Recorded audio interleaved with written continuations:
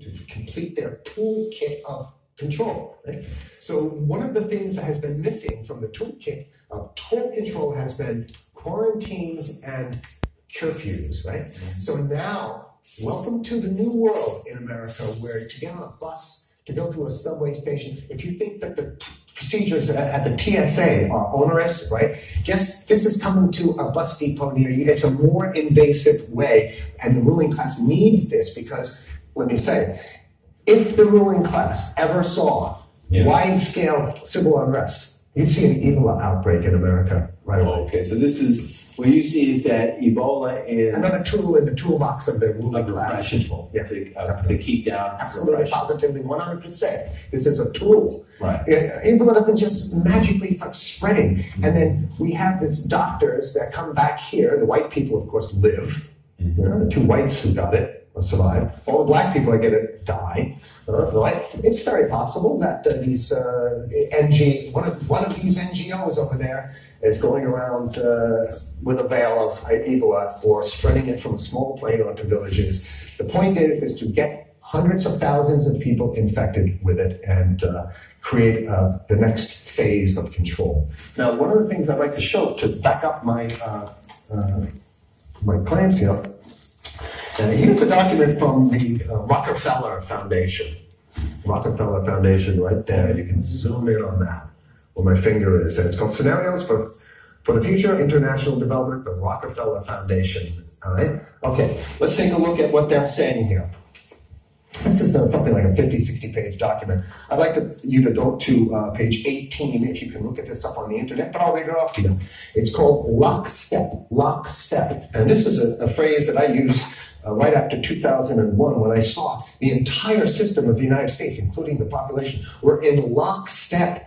So the Congress went along, and yes, it was Osama bin Laden, and the people waved their flag and said, I hate, hate, hate, hate, and everything was in lockstep. Well, in 2010, they published this, Rockefeller Foundation, and here's what they're saying.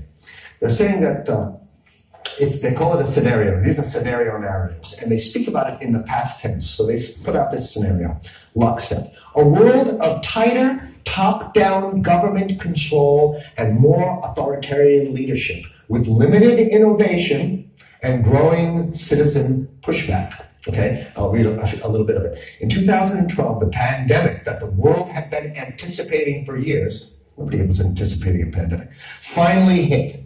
Unlike 2009's H1N1, this new influenza strain originating from wild geese, they use some scenario, but this is Ebola they're talking about.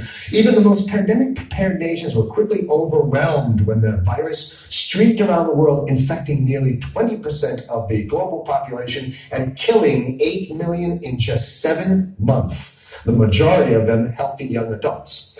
The pandemic also had a deadly effect on economies. You can see the agenda.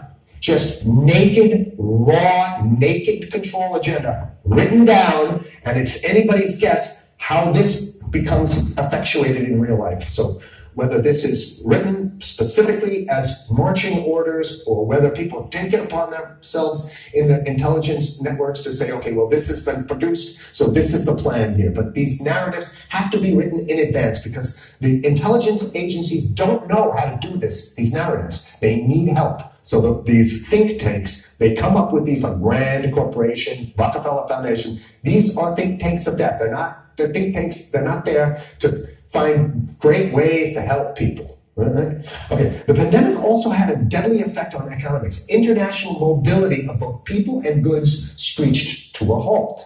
Right? Which is what they want. They want a completely isolated world, right? Debilitating industries like tourism and breaking global supply chains. Well, of course they want tourism stopped because they're not in the tourism business. And they want you at home, in your house, in front of the TV. And they got you. Because once you watch the TV, they own your soul. Even locally... Wait a second, we're on television. I mean commercial television, let's say. National. Even locally, normally bustling shops and offices sat empty for months. Okay, so I love how they talk about it in the past tense in 2010. Right? The pandemic blanketed the planet, though disproportionate numbers in Africa died. Southeast Asia and Central America, where the virus spread like wildfire. It sounds like the opening monologue of a disaster movie, right? Exactly. Now listen, here's the good stuff now. But even in developed countries, containment was a challenge. Now here's this one. I love this one. The United States' initial policy of strongly discouraging, in quotation marks, strongly discouraging citizens from flying proved deadly in its leniency. So they're saying, that, no, keep going, read it. Proved deadly in its leniency. So they should have been tougher, right? Accelerating the spread of the virus, not just within the United States, but across borders. However, a few countries did fare better. China in particular. The Chinese government's quick imposition and enforcement of mandatory quarantine for all citizens, as well as its instant and near hermetic sealing off of all borders, saved millions of lives, stopping the spread of virus far earlier than in other countries. So the message is here is we have to look towards the Chinese, the oppressive totalitarian Chinese regime as an example of what we need to be doing there. And of course, the ruling class here loves the Chinese regime because they have demonstrated to the ruling class the most efficient form of capitalism, which is authoritarian capitalism. So we have capitalism, but unfortunately we have this veil. We have this veil of democracy. This is very interesting. This is continue on. Okay. China's government was not the only one that took extreme measures to protect its citizens from risk and exposure. During the pandemic, national leaders around the world flexed their muscles, flexed their authority, and imposed airtight rules and restrictions. You can see the agenda. Okay. From the mandatory wearing of face masks to body temperature checks at the entries to communal spaces like that's what's happening right now. Yeah, but soon it's going to be like body, it'll be at the subway? Yeah. Is that what you're saying? We'll be going through this in the subway, on buses and the subway? Absolutely. Things like that. Absolutely. And what this means, though, is, don't think about having a cigarette, a joint on, basically, you can't, this is a dragnet for everything. So if in order for you, in other words, just like with stop and frisk, this is the ultimate stop and frisk. This is cavity stop and frisk, cavity search kind of thing. All right. So during the pandemic, national leaders were going to flex their authority. Now there's some good stuff. Listen to this. And even supermarkets, they want body checks at supermarkets. Okay. So basically, what they're saying is they're building a system where every move you make, you gotta go through them. You can't get food. What happened if you go into the farmer's market? Here's the good stuff now. And it just keeps getting better. Even after the pandemic faded, this more authoritarian control and oversight of citizens and their activities stuck and even intensified. That's the whole point. So they're going to Did that happen already with 9/11? Of course. 9/11 was how many, 14 years ago, and we still have all these draconian. So they're going to put the body cavity USA, searches Patriot, and all That's that. right. So in order to get to the supermarket, you got to have the body cavity search. And then when there's no more Ebola, well, you know what? We kind of like this way because we have a complete infrastructure of a complete control grid. In order to protect themselves from the spread of increasingly global problems, from pandemics and national terrorism to environmental crisis and rising poverty, leaders around the world took a firmer grip on power.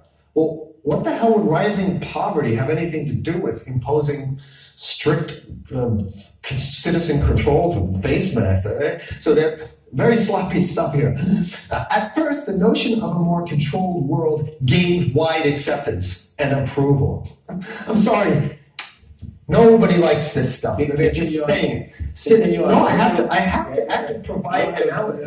I have 5 minutes left, so that's. Oh my God, okay. Citizens willingly gave up some of their sovereignty and their privacy to more paternalistic states in exchange for greater safety and stability. I mean, that's just a complete naked contradiction to the famous saying that if you think you're going to give up a little bit of security, I mean, if you're going to give up your freedom for security, you're going to get neither. That's the long-standing thing. And here what they're doing is they're not even ashamed or embarrassed to absolutely say the exact opposite. To say, yes, we all want to give up our privacy and sovereignty for more stability and security and stability. So you don't get that. When you give it up like that, you get the shaft. Can you show us the cover again of what you were just reading? One more time, and then I have this is what documents. Right, this is what we were reading here, and just zoom in a little bit so folks can see it. He'll zoom in, don't worry, you can watch. And scenarios for the future of technology and international development. Okay. Now I have two more documents. Keep it zoomed. We have the National Security Memorandum of December 10th, 1974. This is Henry Kissinger's brainchild. The National Security Memorandum number 200. You can look that up on your internet. I'll summarize it. He says that there's too many people, we got to get rid of the population. So to answer your question from earlier. Yeah, he says, he used the word depopulation, which is different. Depopulation means killing people that already exist, and it's to get the minerals, because we need the minerals. And here's another one. The CDC has a patent on Ebola. It patented it. Yeah? So basically, if you want to get a cure for your Ebola, it says it right up here, right? It says human Ebola virus species and compositions and methods thereof, and it's a patent. It's a patent. They patented the main strain plus something like 17 other strains of it. So they own it now, and I don't know how exactly you can own that, but apparently they've done the same thing. Yeah, I think you can own it in natural. Yeah, you can. I guess the main thing to finish off this show is this, that they want to get more control, more and it's going to be curfews and quarantine. So what I'm saying is that unless the American people start to get some new way to revolt, a new way to organize, new way to protest, unless we can break through the apathy, because that's what we have here, then it's going to be a slave state here. The ruling class doesn't seem to have too much resistance. They're getting everything on their Christmas shopping list.